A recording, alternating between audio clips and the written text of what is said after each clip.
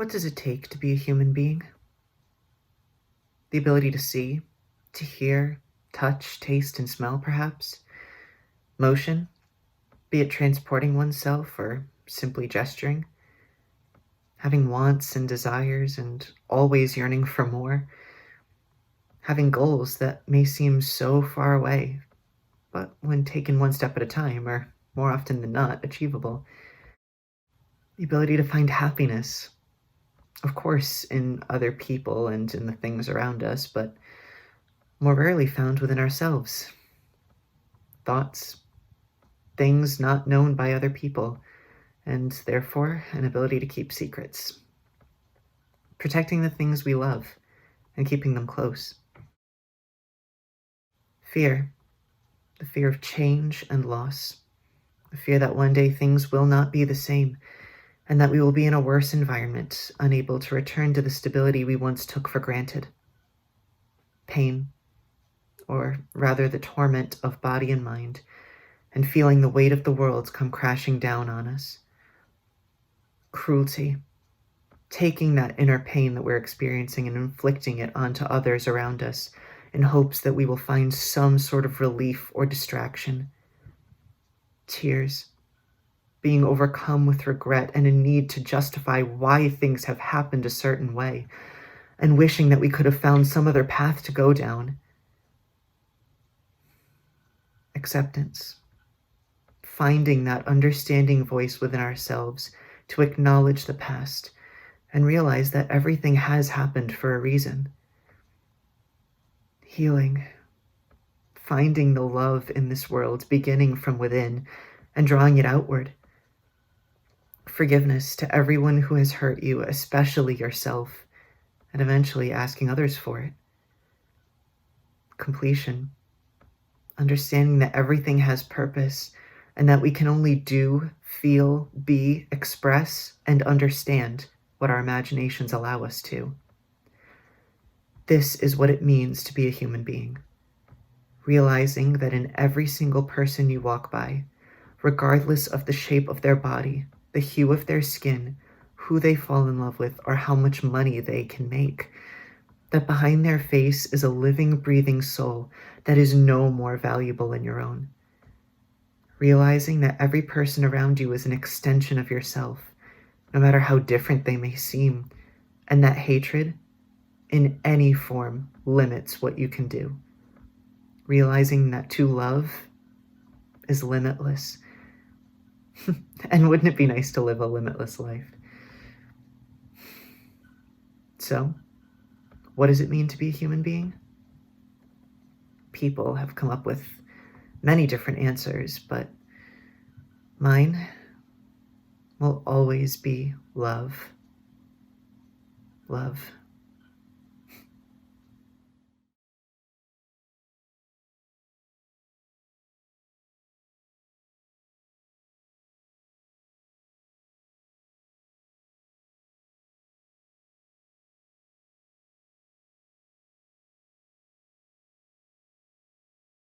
He stood a moment on the steps of the bank, watching the human river that swirled down Broadway. Few noticed him, few ever noticed him, save in a way that stung. He was outside the world, nothing, as he said bitterly. Bits of the words of the walkers came to him. The Comet? The Comet. Everybody was talking of it. Even the president, as he entered, smiled patronizingly at him and asked, "Well, Jim, are you scared?" No, said the messenger shortly. I thought we journeyed through the Comet's tail once, broke in the junior clerk affably. Oh, that was Haley's. This is a new comet. Quite a stranger, they say. Wonderful, wonderful. I saw it last night. Oh, by the way, Jim, I want you to go down into the lower vaults today. The messenger followed the president silently. Of course they wanted him to go down to the lower vaults. It was too dangerous for more valuable men. He smiled grimly and listened. Everything of value has been moved out since the water began to seep in, but we missed 2 volumes of old records. Suppose you nose around down there? It isn't very pleasant, I suppose.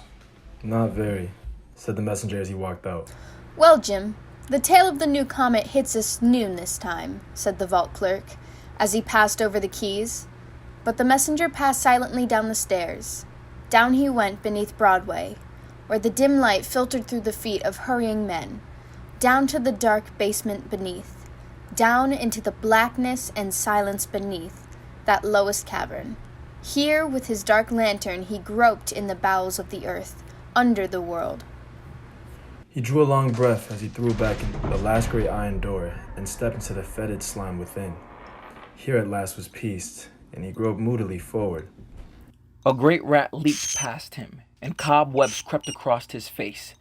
He felt carefully around the room, shelf by shelf, on the muddied floor, and in crevice and corner. Nothing. Then he went back to the far end, where somehow the wall felt different. He sounded and pushed and pried. Nothing. He started away. Then something brought him back. He was sounding and working again when suddenly the whole black wall swung as on mighty hinges, and blackness yawned beyond. He peered in. It was evidently a secret vault, some hiding place of the old bank, unknown in newer times. A low, grinding, reverberating crash struck upon his ear. He started up and looked about. All was black and still. He groped for his light and swung it about him. Then he knew. The great stone door had swung to. He looked death squarely in the face. Then with a sigh he went methodically back to work. The cold sweat stood on his forehead, but he searched and pounded, pushed and worked until, after what seemed endless hours, his hand struck a cold bit of metal and the great door swung again harshly on its hinges, and then, striking against something soft and heavy, stopped. He had just room to squeeze through. There lay the body of the vault clerk, cold and stiff. He stared at it and then felt sick and nauseated. The air seemed unaccountably foul, with a strong, peculiar odor. He stepped forward, clutched at the air, and fell fainting across the corpse. He awoke with a sense of horror, leaped from the body and groped up the stairs, calling to the guard. The watchman sat as if asleep with the gate swinging free. With one glance at him, the messenger hurried up to the sub-vault. In vain he called to the guards. His voice echoed and re-echoed weirdly. Up into the great basement he rushed. Here another guard lay prostrate on his face, cold and still. A fear arose in the messenger's heart. He dashed up to the cellar floor, up into the bank. The stillness of death lay everywhere, and everywhere bowed, bent, and stretched the silent forms of men. The messenger paused and glanced about. He was not a man easily moved, but the sight was appalling. Robbery and murder. He whispered slowly to himself as he saw the twisted, oozing mouth of the president where he laid half buried on his desk. Then a new thought seized him. If they found him here, alone, with all this money and all these dead men, what would his life be worth? He glanced about, tiptoed cautiously to a side door, and again looked behind. Quietly, he turned the latch and stepped out into Wall Street. How silent the street was. Not a soul was stirring, and yet it was high noon. Wall Street? Broadway? He glanced almost wildly up and down, then across the street, and as he looked, a sickening horror froze in his limbs. With a choking cry of utter fright, he lunged, leaned giddily against the cold building, and stared helplessly at the sight. And the great stone doorway, 100 men and women and children lay crushed and twisted and jammed, forced into that great gaping doorway like refuse in a can, as if in one wild, frantic rush to safety, they had rushed and ground themselves to death. Slowly, the messenger crept along the walls, stilling the tremor in his limbs and the rising terror in his heart. He met a businessman, now stone dead with wonder written on his lips. A woman leaned warily against the signpost, her head bowed motionless on her lace and silken bosom.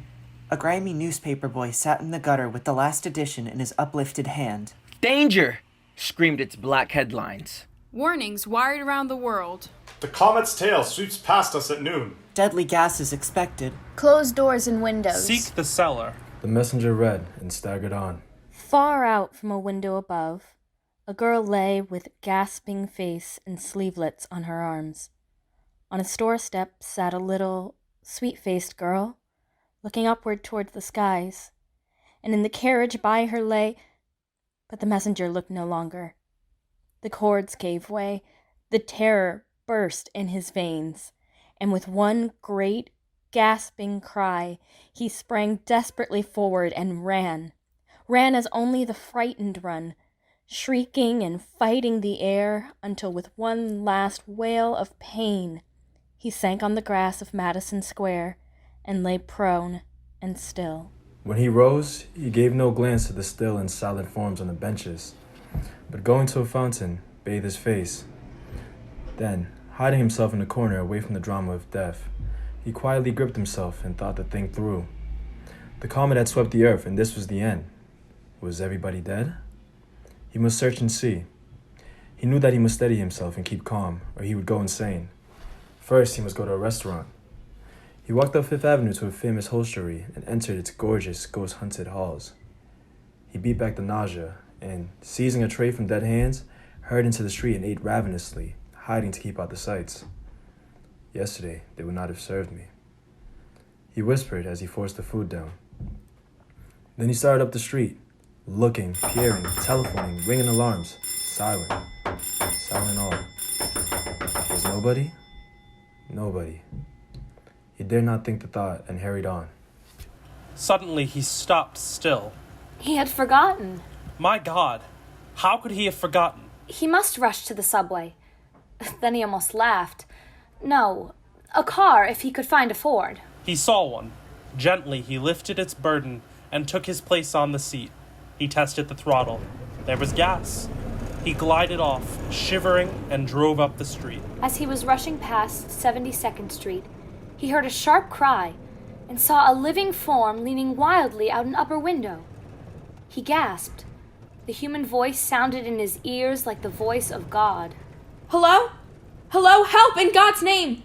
There's a dead girl in here and a man and see yonder dead men lying in the street and dead horses. For the love of God, go and bring the officers. He wheeled the car in a sudden circle, running over the still body of a child and leaping on the curb. Then he rushed up the steps and tried the door and rang violently. There was a long pause, but at last the heavy door swung back. They stared a moment in silence. She had not noticed before that he was a Negro. He had not thought of her as white. She was a woman of perhaps 25, rarely beautiful and richly gowned, with darkly golden hair and jewels. Yesterday, he thought with bitterness, she would scarcely have looked at him twice. He would have been dirt beneath her silken feet. She stared at him. Of all the sorts of men she had pictured as coming to her rescue, she had not dreamed of one like him. Not that he was not human, but he dwelt in a world so far from hers, so infinitely far, that he seldom even entered her thought. Yet, as she looked at him curiously, he seemed quite commonplace and usual. He was a tall, dark working man of the better class, with a sensitive face trained to stolidity and a poor man's clothes and hands. His face was soft and slow, and his manner at once cold and nervous, like fires long banked but not out. So a moment each paused and gauged the other.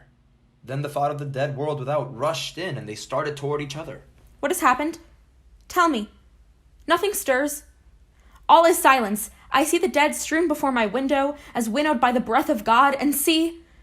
She dragged him through the great, silken hangings to where, beneath the sheen of mahogany and silver, a little French maid lay stretched in quiet, everlasting sleep, and near her a butler lay prone in his livery. The tears streamed down the woman's cheeks, and she clung to his arm until the perfume of her breath swept his face, and he felt the tremors racing through her body. I had been shut up in my darkroom developing pictures of the comet which I took last night, and when I came out, I saw the dead. What has happened? Something. Comet or devils swept across the earth this morning, and many are dead. Many? Very many? I have searched, and I've seen no other living soul but you. My father. Where is he? He started for the office. Where is it? In the Metropolitan Tower. Leave a note for him here, and come. Then he stopped. No. First we must go to Harlem. Harlem? Then she understood. She tapped her foot at first impatiently. She looked back and shuddered. Then she came resolutely down the steps. There's a swifter car in the garage in the court. I don't know how to drive it. I do. In 10 minutes, they were flying to Harlem on the wind. He was gone but a moment. Then he returned, and his face was gray. She did not look, but said, You have lost somebody? I have lost everybody. Unless... He ran back and was gone several minutes. Hours, they seemed to her. Everybody. He said, and then he walked slowly back with something film-like in his hand, which he stuffed into his pocket. I'm afraid I was selfish. But already the car was moving toward the park among the dark and lying dead of Harlem. The brown, still faces, the knotted hands, the homely garments, and the silence. The wild and haunting silence. In and out among the dead they slipped and quivered, needing no sound of bell or horn until the great, square Metropolitan Tower hove in sight. Gently he laid the dead elevator boy aside. The car shot upward. The door of the office stood open. On the threshold lay the stenographer, and staring at her sat the dead clerk. The inner office was empty, but a note lay on the desk, folded and addressed, but unsent. Dear daughter, I've gone for a 100-mile spin in Fred's new Mercedes. Shall not be back before dinner. I'll bring Fred with me. JBH. Come. We must search the city. Up and down, over and across, back again. On went that ghostly search. Everywhere was silence and death, death and silence. He sniffed the air. An odor, a smell, and with the shifting breeze, a sickening stench filled their nostrils and brought its awful warning. The girl settled back helplessly in her seat. What can we do? It was his turn now to take the lead, and he did it quickly. The long-distance telephone, the telegraph and the cable, night rockets and then flight. She looked at him now with strength and confidence. He did not look like men as she had always pictured men, but he acted like one, and she was content. In 15 minutes they were at the central telephone exchange. As they came to the door, he stepped quickly before her and pressed her gently back as he closed it. She heard him moving to and fro, and knew his burdens, the poor little burdens he bore. When she entered, he was alone in the room. She seated herself on a stool and donned the bright earpiece. She turned her head and found herself alone. One moment she was terrified. Then she thanked him silently for his delicacy and turned resolutely. With a quick intaking of breath, "Hello?" She called in low tones. She was calling to the world. The world must answer. Would the world answer? Was the world... "Hello? Hello? Hello? Hello?" What was that whirring? Surely, no. Was it the click of a receiver? She bent close. She moved the pegs in the holes and called until her voice almost rose to a shriek, and her heart hammered. It was as if she had heard the last flicker of creation, and the evil was silence. Her voice dropped to a sob. She sat stupidly staring into the black and sarcastic mouthpiece, and the thought came again. Hope lay dead within her. Yes, the cable and the rockets remained, but the world? She could not frame the thought or say the word. It was too mighty, too terrible. She turned toward the door with a new fear in her heart. For the first time, she seemed to realize that she was alone in the world with a stranger, with something more than a stranger, with a man alien in blood and culture, unknown, perhaps unknowable. It was awful. She must escape. She must fly. He must not see her again. Who knew what awful thoughts... She gathered her silken skirts deftly about her young, smooth limbs, listened, and glided into a side hall. A moment she shrank back. The hall lay filled with dead women. Then she leapt to the door and tore at it with bleeding fingers until it swung wide. She looked out. He was standing at the top of the alley, silhouetted, tall and black, motionless. Was he looking at her or away? She did not know. She did not care. She simply leaped and ran until she found herself alone amid the dead in the tall ramparts of towering buildings. She was alone. Alone. Alone on the streets, alone in the city, perhaps alone in the world. There crept in upon her the sense of deception, of creeping hands behind her back, of silent, moving things she could not see, of voices hushed in fearsome conspiracy. She looked behind and sideways, stared at strange sounds and heard still stranger, until every nerve within her stood sharp and quivering. Stretched to scream at the barest touch, she whirled and flew back, whimpering like a child, until she found that narrow alley again and the dark, silent figure silhouetted at the top. She stopped and rested. Then she walked silently toward him, looked at him timidly, but he said nothing as he handed her into the car. Her voice caught as she whispered, "Not that." And he answered slowly, "No, not that." They climbed into the car. She bent forward on the wheel and sobbed with great, dry, quivering sobs as they flew toward the cable office on the east side, leaving the world of wealth and prosperity for the world of poverty and work. In the world behind them were dead and silence, grave and grim, almost cynical, but always decent. Here it was hideous. It clothed itself in every ghastly form of terror, struggle, hate, and suffering. It lay wreathed in crime and squalor, greed and lust. Only in its dread and awful silence was it like to death everywhere. Yet as the two, flying in alone, looked upon the horror of the world, slowly, gradually, the sense of an all-enveloping death deserted them. They seemed to move in a world silent and asleep, not dead. They moved in quiet reverence, lest somehow they wake these sleeping forms who had, at last, found peace. All nature slept until, and quick with the same startling thought, they looked into each other's eyes, he ashen and she crimson with unspoken thought. To both, the vision of a mighty beauty, of vast, unspoken things, swelled in their souls, but they put it away.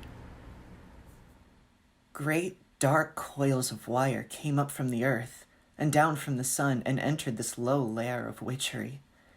The gathered lightings of the world centered here, binding with beams of light the ends of the earth. The doors gaped on the gloom within. He paused on the threshold. Do you know the code? I know the call for help.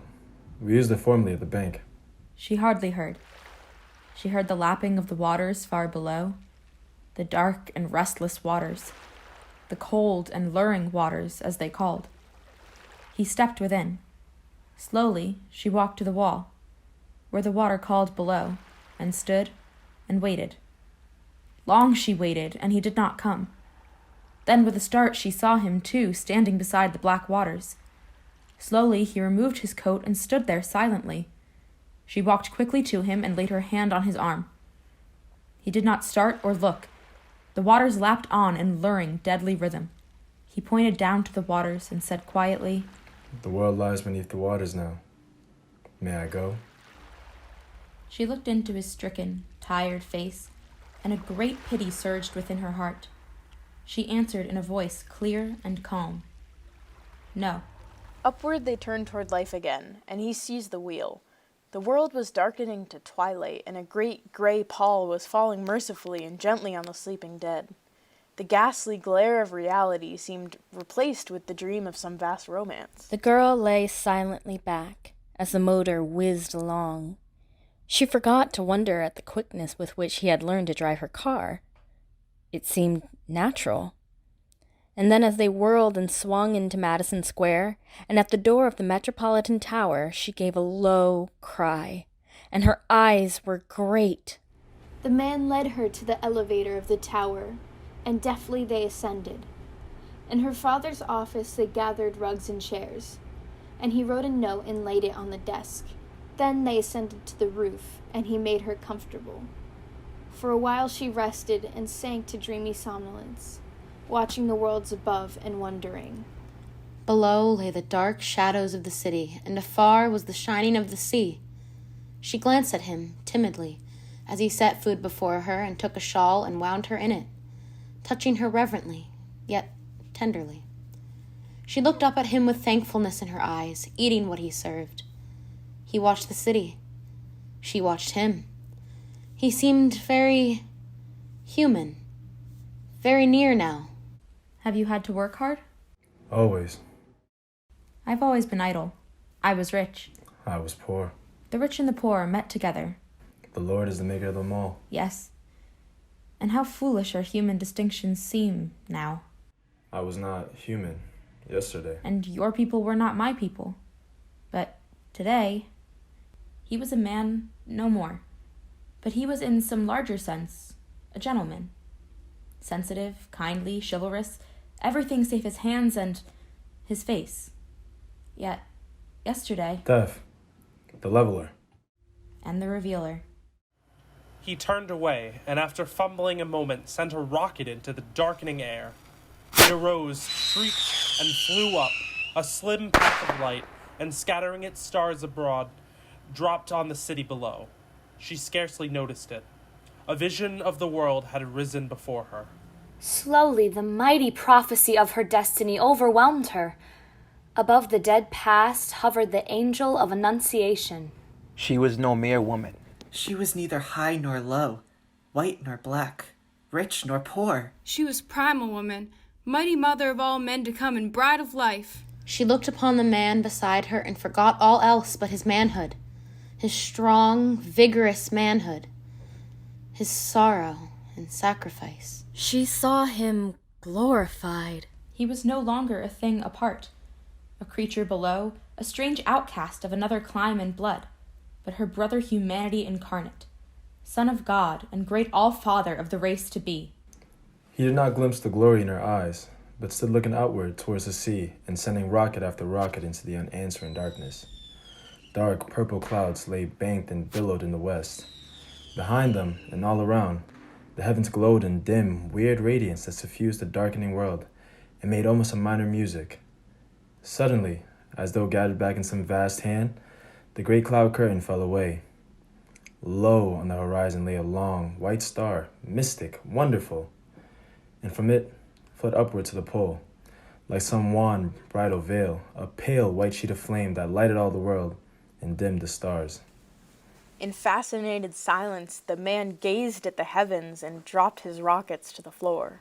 Memories of memories stirred to life in the dead recesses of his mind. The shackles seemed to rattle and fall from his soul. Up from the crash, and crushing and cringing of his cast leaped the lone majesty of kings long dead. He arose within the shadows, tall, straight, and stern, with power in his eyes and ghostly scepters hovering to his grasp. It was as though some mighty pharaoh lived again, or curled Assyrian lord. He turned and looked upon the lady and found her gazing straight at him. Silently, immovably, they saw each other face to face, eye to eye. Their souls lay naked to the night. It was not lust. It was not love. It was some vaster, mightier thing that needed neither touch of body nor thrill of soul. It was a thought divine, splendid. Slowly, noiselessly, they moved toward each other. The heavens above, the seas around, the city grim and dead below. He loomed from out the velvet shadows, vast and dark. Pearl white and slender, she shone beneath the stars. She stretched her jeweled hands abroad. He lifted up his mighty arms, and they cried to each other, almost with one voice. The world is dead. Long live the... Hoarse and sharp, the cry of a motor drifted clearly up from the silence below. They started backward with a cry, and gazed upon each other with eyes that faltered and fell, with blood that boiled. Came the mad cry again, and almost from their feet a rocket blazed into the air and scattered its stars upon them. She covered her eyes with her hands, and her shoulders heaved. He dropped and bowed, groped blindly on his knees about the floor. A blue flame spluttered lazily after an age, and she heard the scream of an answering rocket as it flew. Then they stood still as death, looking to opposite ends of the earth. The roar and ring of swift elevators shooting upward from below made the great tower tremble. A murmur and babble of voices swept in upon the night. All over the once dead city, the lights blinked, flickered, and flamed. And then, with a sudden clanging of doors, the entrance to the platform was filled with men. and one with white and flying hair rushed to the girl and lifted her to his breast. My daughter! Behind him hurried a younger, comelier man, carefully clad in motor costume, who bent above the girl with a passionate solicitude and gazed into her staring eyes until they narrowed and dropped and her face flushed deeper and deeper crimson. Julia, my darling, I thought you were gone forever. Fred, is the world gone? Only New York. But it is terrible, awful, you know. But you, how did you escape? How have you endured this horror? Are you well, unharmed? Unharmed. And this man here? Suddenly he stiffened and his hand flew to his hip. Why? It's... Julia. Has he dared? She lifted her head and looked at her late companion curiously, and then dropped her eyes with a sigh. He has dared. All to rescue me. And I thank him much.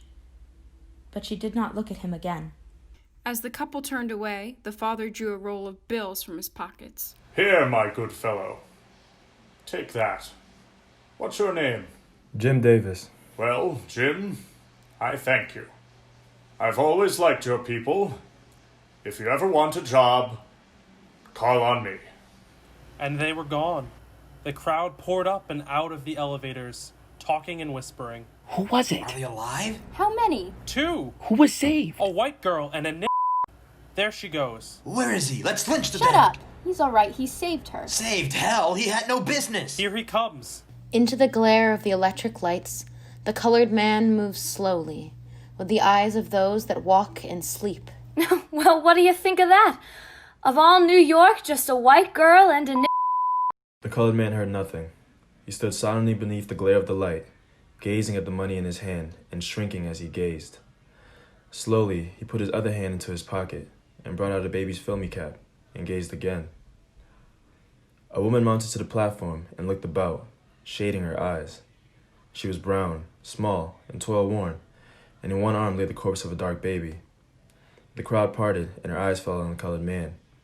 With a cry, she tottered towards him. Jim! He whirled, and with a sob of joy, caught her in his arms. Was the world starting over? Were we Adam and Eve? Why us? I sat there staring at him. It was just him and me. 2 people together. An unexpected combination. I certainly never would have thought it up myself. We were so different, us 2. And yet, as I was sitting there, we weren't different at all. We had so much in common. Both alive and breathing, both scared. I knew he was scared, but it didn't seem like it. He was strong. I respected him. He respected me. I'd never really felt that before. Respect. I'm sure he hadn't either. And to think that if the rest of the world was awake, there would be none. I would walk right past him and look at the ground, as if he was barely human. How could I have thought that? How was that who I was?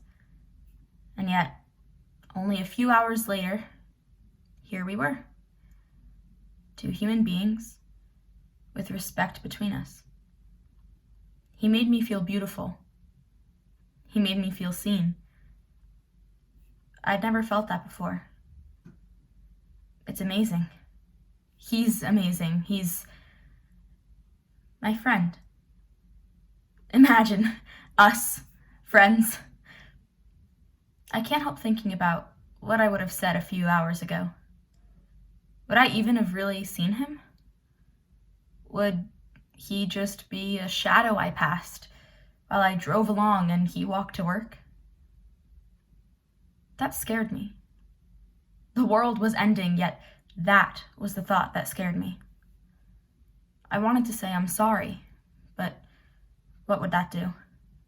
Sorry for what? For who? For all of us? For anyone who has ever treated him like that? Sorry wasn't enough. So I just sit here and I stare at him in amazement. You're wonderful. Thank you.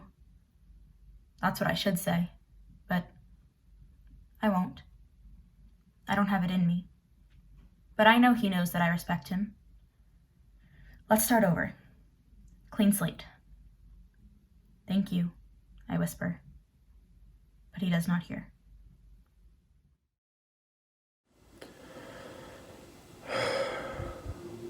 I'm tired. I'm so tired. I'm tired of fighting for basic human rights. I'm tired of waking up every day and seeing yet another face that's like mine on the news. I'm tired of the hashtags, the losses, all of it. I'm tired of not being treated the same as my peers simply because my skin color does not match theirs. I'm tired of not being seen as human and only receiving that recognition posthumously. I'm tired of living this life of inequality, knowing that only in death are things finally leveled. I mean, wouldn't you be? But yet I fight. I go on. I go on because the same way my ancestors struggled for us, we too must struggle for the generations that will follow. I push because I know that sooner rather than later, the doors that separate us from a life of equity and justice will no longer be able to resist our strength and will finally come crashing down. I hope because I know even in the moments when all seems lost, hope is what never falters, and this hope is what has allowed us to fight for generations and generations. I live because I know that no matter how much society may try to reduce the significance of my life, I know my worth. I know that this life is worth living. Though I continue to feel tired, I remember that this fight isn't just mine.